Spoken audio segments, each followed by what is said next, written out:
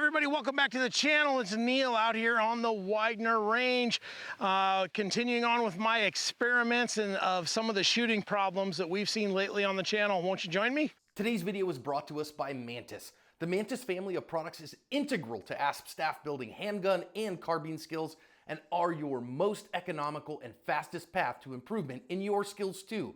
Whether you choose the X10, the Laser Academy, the Blackbeard, or use them all in concert, they will help your practice be more effective, efficient, and fun.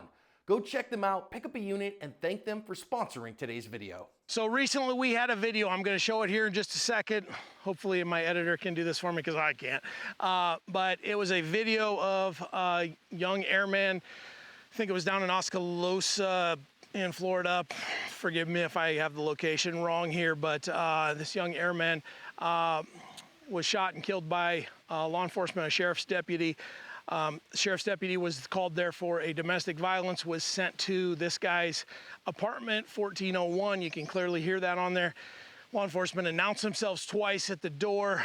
When our airman opens the door, he has a pistol in his hand. Law enforcement, the deputy draws his weapon and service weapon, fires, I think, 5 shots. That young man passed away there. Let me just play the video. Sheriff's office, open the door! Step out. Drop the gun! Drop the gun! It's over there. Drop the gun! I don't have it. 312, shots fired. Suspect down. Do not move! 312, get EMS my location. So what you saw there is that happens super fast. And what we see that happens fast all the time. It always happens super fast. Very rarely does everybody have a whole lot of time.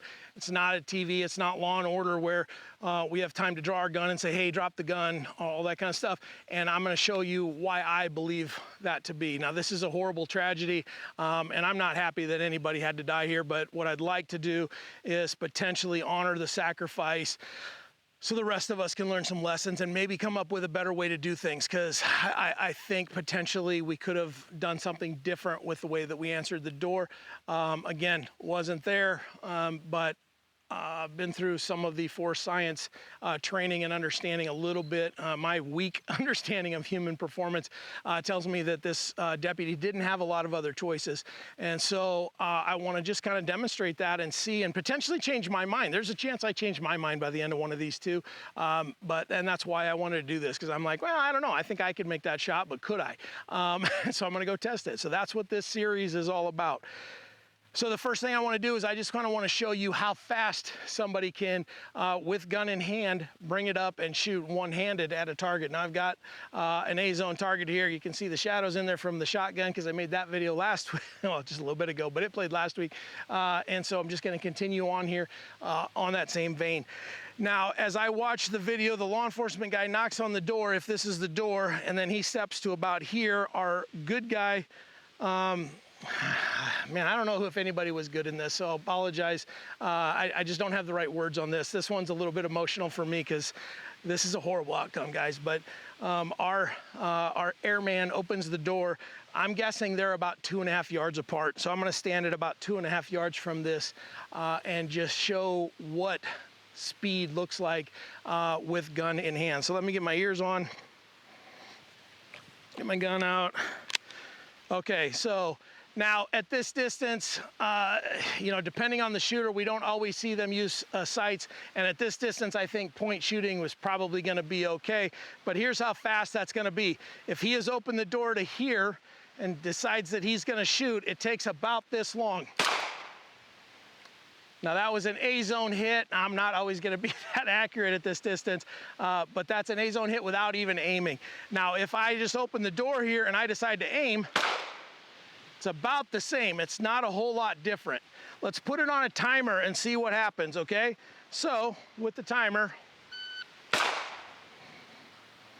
that's a .62 from me reacting to a beep, and it's, I don't know if you guys are picking up the wind and the construction guys from up the road here, but a .62 is pretty darn quick. The deputy didn't have much time to make a decision here. Now to aim at that same distance,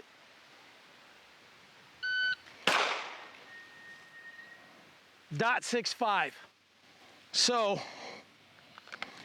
right at a half a second, just a little over a half a second, and I probably could have moved faster, but I mean, I've got 3 A's and a Charlie that's just off by about a fingernail width off.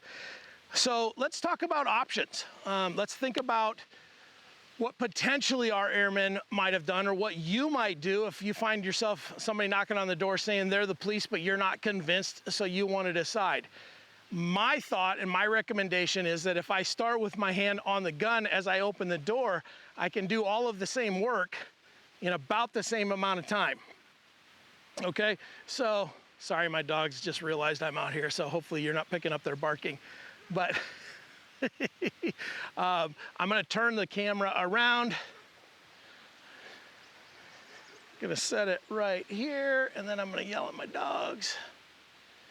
Okay, so let's talk about the option of starting with hand on gun as we open the door. Now you can hold the door like so and still get the gun out of the holster pretty quickly. Let's put that on a timer, see what that looks like. And I've got somewhere between a 0 and a 3-second delay on this. If it beeps immediately, I'll reset it, okay? But I'm still gonna stand here at about this 2 yards. And if I start with hand on gun like so, now what I can do is recognize that's a law enforcement officer. Hey officer, how are you? Welcome to my abode. That is an option. Now, then there's still some decision making on that officer's case, but hopefully he's gonna make the right decision at that point, because there won't be anything in your hands. But let's say that you come and you decide that there is a threat and you've got to do something about it. Okay, so that's an A zone hit in .6 seconds, or .67. I think that's darn near as fast as I did when I did hand in gun. So let's do that in aim now, okay? So, or use 2 hands. I don't know if I'm, I'm still going pretty darn quick, okay? Here we go. Stand by. There we go, another A zone hit. I'm at a .73. I'll turn around and show you here in just a second. Another option that folks talk about a lot is the gun behind the back. And now that the dogs are gone, I'm down here by myself, so I'm still gonna be careful. You guys need to be careful as well when you're on the range, especially alone. Make sure you got your IFAK and all that on you in case the worst happens, but also where you're pointing the gun counts even then. So, but what we see is them talk about, well, let's hide the gun behind our back. But what happens is in some cases, potentially you can point the gun at yourself.